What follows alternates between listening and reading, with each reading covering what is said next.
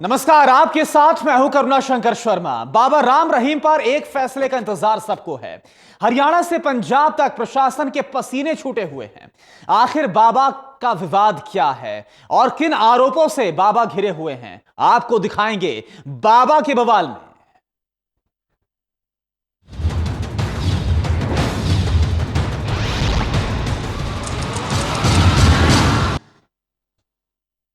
डेरा, वो डेरा जो सच्चाई की राह दिखाने और उस पर चलने की बात करता है, लेकिन डेरा प्रमुख के खिलाफ एक फैसले को लेकर बन रहा माहौल अपने आप में कई सवालों को आज खड़ा कर रहा है।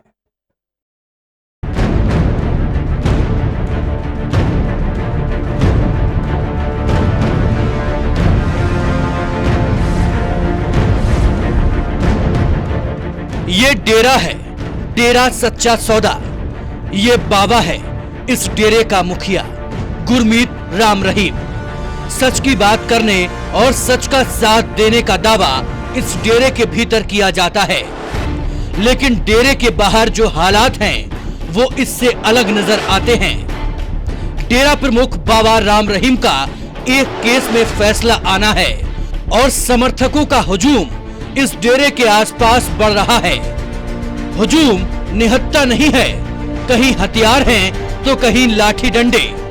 एक फैसले को लेकर समाज और सच के सामने ही खड़ा हो गया है, लेकिन कानून का सम्मान तो सबको करना पड़ेगा, चाहे वो डेरा ही क्यों ना हो।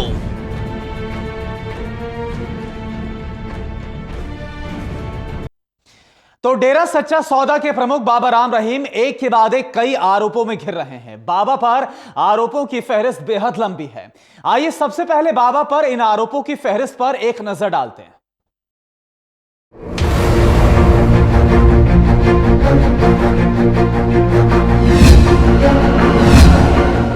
बाबा पर आरोपों की फहरिस्त काफी लंबी है। साल 2002 में डेरा के आश्रम में रहने वाली एक साध्वी ने चिट्ठी के जरिए डेरा प्रमुख पर यौन शोषण का आरोप लगाया था। उसने खुद और आश्रम की दूसरी साध्वियों के साथ यौन शोषण का खुलासा किया था। गुरमीत राम रहीम सिंह पर सिरसा के पत्रकार रामचंद्र छत्रपति की हत्या का भी आरोप है। आइए सबसे पहले आपको बाबा से जुड़े विवाद और आरोप बताते हैं। 1998 में डेरा की जीप तले एक बच्चा कुचल गया। गांव वालों के साथ डेरे का विवाद हुआ। खबर छापने पर मीडिया कर्मियों को धमकाया गया। बाद में माफीनामे के साथ विवाद खत्म हो गया। 2002 में डेरा सच्चा सौदा प्रमुख गुरमीत राम रहीम पर यौन शोषण के आरोप लगाते हुए एक साध्वी ने गुमनाम पत्र प्रधानमंत्री को भेजा।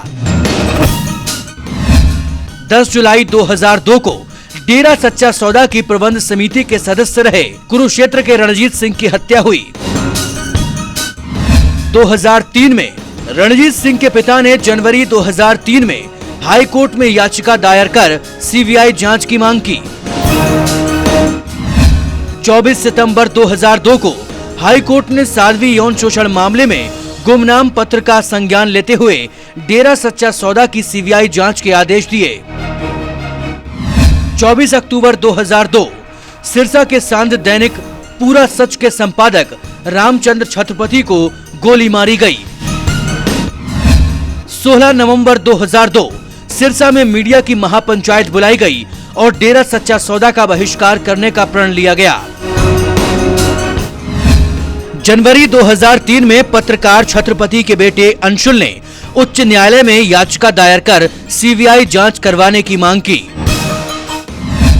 10 नवंबर 2003 में सीबीआई को मामले में एफआईआर दर्ज कर जांच के आदेश जारी किए गए।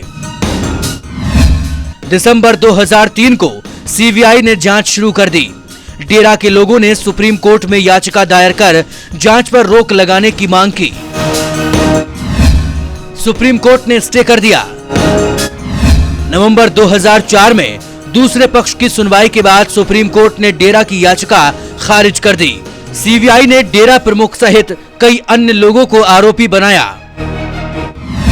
मई 2007 में डेरा प्रमुख गुरमीत सिंह ने गुरु गोविंद सिंह जैसी वेशभूषा धारण कर फोटो खिंचवाए और उन्हें अखबारों में छपवाया। 31 जुलाई 2007 को सीबीआई ने हत्या मामलों और साध्वी यौन शोषण मामले में जांच पूरी कर चार्जशीट दाखिल कर दी। सीबीआई ने तीनों मामलों में डेरा प्रमुख गुरमीत सिंह को मुख्य आरोपी बनाया। तीनों मामले पंचकुला स्थित सीबीआई की विशेष अदालत में विचाराधीन हैं। डेरा सच्चा सौदा में साधु रहे हंसराज चौहान ने 17 जुलाई 2012 को हाई कोर्ट में याचिका दायर कर डेरा प्रमुख पर 400 साधुओं को नपुंसक बनाए जाने का आरोप लगाया। 166 ऐसे साधुओं के नाम भी बताए गए। डेरा पर लगे इन आरोपों पर बाबा राम रहीम भले ही कितनी सफाई दें, लेकिन आरोपों के घेरे में घिरे बाबा राम रहीम और उनका डेरा लगातार विवादों से जुड़ा रहा है। Bureau report, total news.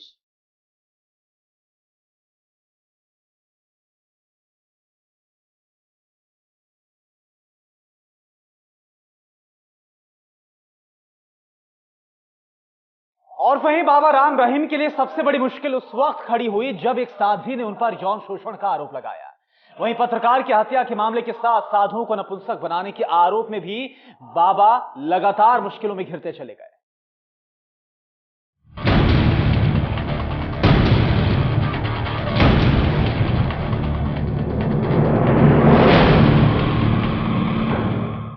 बाबा राम रहीम उस वक्त मुश्किलों में घिरे जब उनके डेरे की एक साध्वी ने प्रधानमंत्री कार्यालय को चिट्ठी लिखकर बाबा की शिकायत की। साध्वी ने अपने हलफनामे में खुद और आश्रम की दूसरी साध्वियों के साथ यौन शोषण का आरोप लगाया था और फिर इस मामले में पंजाब हरियाणा हाई कोर्ट में अर्जी दाखिल की गई थी।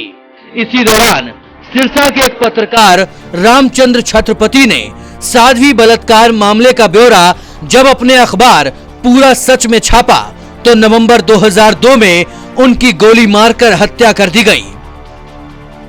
बाबा राम रहीम पर यह भी आरोप था कि उन्होंने डेरे के पूर्व प्रबंधन रंजीत सिंह की भी हत्या करवाई है, क्योंकि वो डेरे के कई राज जान चुका था।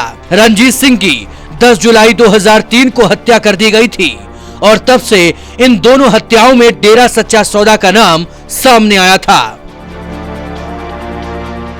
साध्वी बलात्कार केस में सीबीआई ने 28 लोगों की गवाही ली थी। 2007 में सीबीआई ने हाई कोर्ट में हत्या और बलात्कार के मामले में अपनी रिपोर्ट भी पेश कर दी थी, जिसके बाद साल 2008 में अंबाला की सीबीआई की विशेष अदालत में आईपीसी की धारा 376 और 506 के तहत बाबा के खिलाफ आरोप तय कर दिए गए थे। सीबीआई ने अपनी चार्जशीट में कहा था कि बाबा राम रहीम ने साध्वियों से न सिर्फ बलात्कार किया बल्कि उन्हें डराया धमकाया भी था। कत्ल के आरोप में डेरा सच्चा सौदा के कर्मचारियों समेत 9 लोगों के खिलाफ भी चार्जशीट दाखिल की गई थी। वहीं बाबा राम रहीम पर साल 2012 में डेरे के एक पूर्व साधु हंसराज चौहान ने बाबा राम रहीम पर डेरे के साधुओं को नपुंसक बनाने का इल्जाम लगाया। इस मामले में भी हाई कोर्ट में अर्जी दाखिल की गई थी, जिसमें कहा गया था कि साधुओं को नपुंसक बनाने के बाद बाबा राम रहीम के जरिए ईश्वर के दर्शन का सपना दिखाया गया था और इसी झांसे में आकर डेरे के 400 साधुओं ने अपना ऑपरेशन करवा लिया था, जिनमें हंसराज चौहान भी शामिल था। इस मामले में हाईकोर्ट के आदेश पर हंसराज का मेडिकल टेस्ट भी कराया गया था। बाबा पर लगे ये संगीन आरोप भले ही राम रहीम के समर्थकों को षड्यंत्र नजर आते हों, लेकिन आरोपों में घिरे बाबा पर सवाल तो खड़े होते ही हैं। Bureau report, total news. तो लगातार जितना गहरा नाता बाबा राम रहीम का आरोपों से रहा है, वहीं पर राजनीति में भी बाबा का रसूख कम नहीं।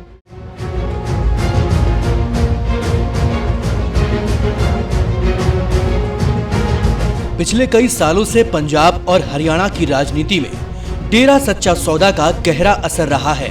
दरअसल डेरा के करीब 5 करोड़ समर्थक हैं। डेरा दावा करता है कि इनमें से 60 लाख से ज्यादा मतदाता पंजाब और हरियाणा में ही हैं।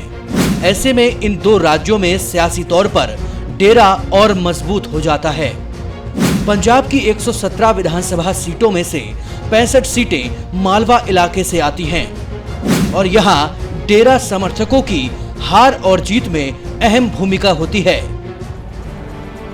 दरअसल पंजाब और हरियाणा के चुनावों में डेरा सच्चा सौदा कांग्रेस पार्टी का समर्थन करता रहा है, लेकिन इस बार हरियाणा में जो विधानसभा चुनाव हुआ उसमें बाबा राम रहीम के डेरे पर बीजेपी डोरे डालने में कामयाब हो गई। खास बात यह थी कि डेरा का समर्थन करने के लिए खुद बीजेपी अध्यक्ष अमित शाह और केंद्रीय मंत्री सुषमा स्वराज ने बाबा राम रहीम से मुलाकात की थी, जिसके बाद डेरा सच्चा सौदा ने वोटिंग से महज 3 दिन पहले हरियाणा और महाराष्ट्र में बीजेपी को समर्थन देने का ऐलान किया था। डेरा के इतिहास में शायद ही ये पहला मौका था जब उसने खुलकर किसी राजनीतिक दल को अपना समर्थन दिया था। हरियाणा की कुल 90 विधानसभा सीटों में से जिन 18 सीटों पर डेरा सच्चा सौदा का ज्यादा प्रभाव बताया जाता है, डेरा की बीजेपी को समर्थन की अपील का असर देखने को भी मिला। उचाना कला, टोहाना, अंबाला सिटी, हिसार, नारनौल, बवानी खेड़ा, भिवानी, शाहबाद, थानेसर, लाड़वा, मौलाना और पेहोवा सीटों पर देखने को भी मिला। बीजेपी ने इन सीटों पर जीत दर्ज की, जबकि इससे पिछले चुनाव में बीजेपी सिर्फ भिवानी सीट पर ही जीत हासिल कर सकी थी और यही वजह है कि हरियाणा और पंजाब में डेरा प्रमुख अच्छा खासा राजनीतिक रसूख रखते हैं। बाबा का आशीर्वाद मिल चुका। बाबा ने जिन मुद्दों के ऊपर जो प्रयोजन है वो तो मेरे गुण कर्म धर्म स्वभाव में है। एक नहीं अनेकों बार आता हूँ। आज मेरी शाह सतनाम जी का जो ये हमारा डेरा है यहाँ पर बहुत लंबे समय से मैं पिताश्री से आशीर्वाद लेने आता रहा हूँ और उनसे आशीर्वाद मिलता भी रहा है। बाबा का राजनीतिक रसूख इतना है कि चाहे वो नेता बीजेपी का हो, कांग्रेस का हो या अकाली दल का, हरियाणा से हो या पंजाब से या फिर कहीं और से, इनके दरवाजे पर माथा टेकने आते रहते हैं। वैसे ही हम तो आते रहते हैं यहाँ पर। बाबा साहब का एक आश्रम मध्य प्रदेश में भी है, पुराने संबंध है डेरे से, तो हरियाणा में है, तो जब अवसर होता है आशीर्वाद लेने आ जाते। देखिए, आशीर्वाद तो बाबा का हर काम के लिए, सिर्फ चुनाव के लिए नहीं, हर काम के लिए, सरकार बने तो सरकार सफल चले, इसके लिए भी आशीर्वाद। तो बाबा का आशीर्वाद तो हमेशा हर काम के लिए चाहिए। बाबा राम रहीम का सियासत में दखल कितना बड़ा है, इसका अंदाजा लगाना इसलिए मुश्किल नहीं है। तो देखा आपने बाबा राम रहीम को अलग अलग रूप में, और अब आपको दिखाते हैं कि आखिरकार बाबा राम रहीम को डेरे की जो कमान है वो मिली कैसे, और डेरे का साम्राज्य आज कहां कहां तक फैला है ये भी आपको दिखाते हैं। 1967 को बाबा राम रहीम का जन्म श्री गंगानगर के एक जमींदार परिवार में हुआ। बाबा राम रहीम की माने तो वो जब 5 साल के थे तब पहली बार डेरा सच्चा सौदा के दूसरे गुरु शाह सतनाम सिंह के संपर्क में आए। 1972 में पहली बार बाबा राम रहीम सिरसा पहुंचे। इसके बाद बाबा राम रहीम का उनके गुरु सतनाम सिंह से मुलाकातों का सिलसिला फिर कभी थमा नहीं। बाबा राम रहीम का कहना है कि वो 7 साल की उम्र से ही ट्रैक्टर चलाने लगे थे और लोगों का नशा छुड़वाने के लिए वो उन्हें अपने गांव से सिरसा में डेरा सच्चा सौदा ले जाया करते थे। इस तरह धीरे धीरे उनकी संत सतनाम सिंह जी से करीबी बढ़ती चली गई और फिर एक दिन अचानक गुरु सतनाम सिंह जी ने बाबा राम रहीम को अपनी गद्दी सौंपने का ऐलान कर दिया।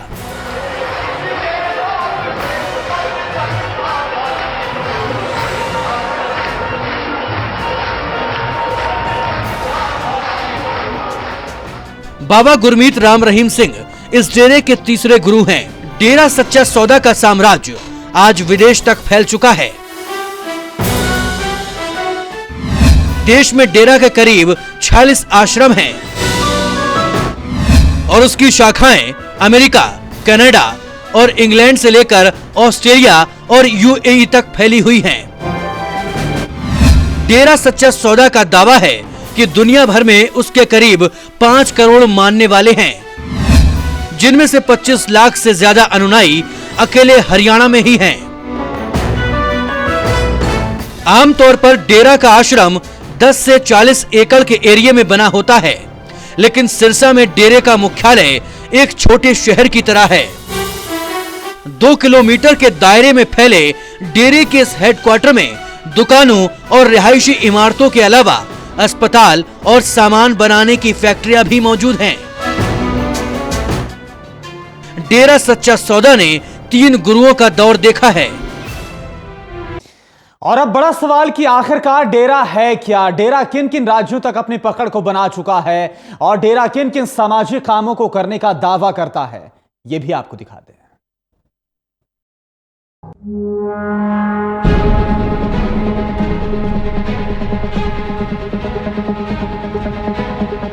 डेरा सच्चा सौदा खुद को एक आध्यात्मिक संगठन बताता है। डेरा की नींव शाह मस्ताना महाराज ने 1948 में सिरसा में रखी थी। डेरा सच्चा सौदा के दूसरे गुरु शाह सतनाम सिंह महाराज बने। शुरुआत में डेरा सच्चा सौदा का प्रभाव हरियाणा के सिरसा, फतेहाबाद, हिसार, सोनीपत, कैथल और पंजाब के मनसा, मुक्तसर और भटिंडा तक ही सीमित था।